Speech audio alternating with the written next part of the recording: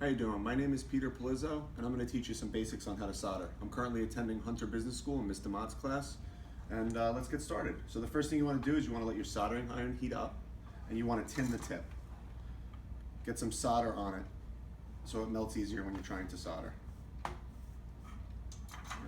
so we're going to put a capacitor in, and a capacitor holds energy for when the board needs it. So we're going to go ahead and do that. Take out C21. Now, when you look at the legs on the capacitor, the longer one is typically the positive, and the shorter is the negative. You don't want to reverse it too, otherwise you'll have a short. So I'm going to find C21 on the board, and I see that, and there's a positive sign right here. And I'm going to put the pegs in, the longer one into the positive, and the negative one into the negative. And you can push it down. Don't be afraid to push it down. And then we'll get soldering. Okay, so you take your solder, make sure you have a little bit of length so you don't burn your fingers. And you just hold the tip of the soldering iron down to the plate.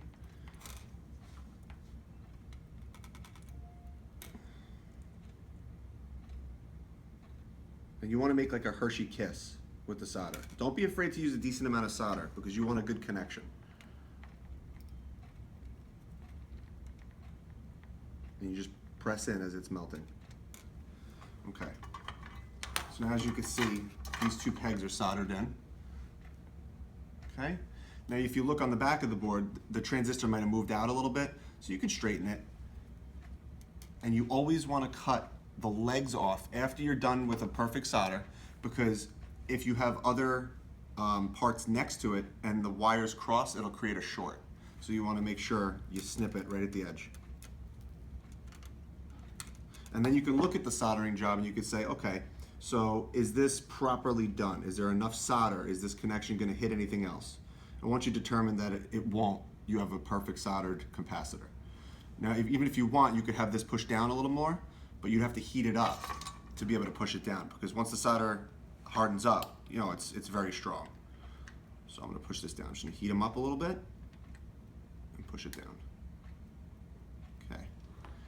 Now that's a perfectly soldered capacitor, and you can see the Hershey kisses.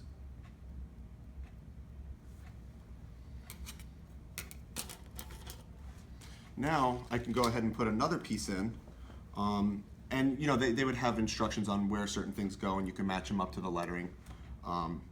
So I guess I'll put another capacitor in.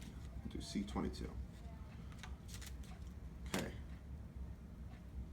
So then I would locate C22 on the board, and I found it right here, and you can see the positive sign. So again, the longer leg is positive, so you stick the longer leg in to the positive on C22.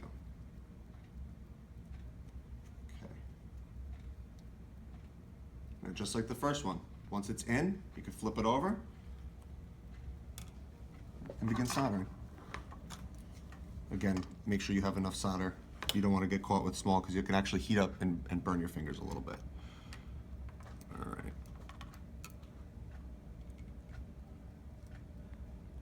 Okay. And you definitely don't want to touch the soldering iron because it's about 700 degrees, and that'll hurt.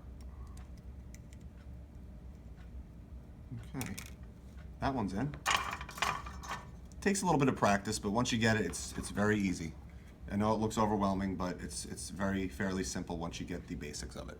So again, I'm going to cut these off.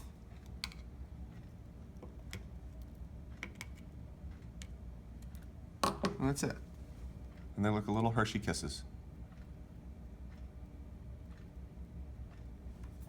Thanks for joining me today. I hope you learned something.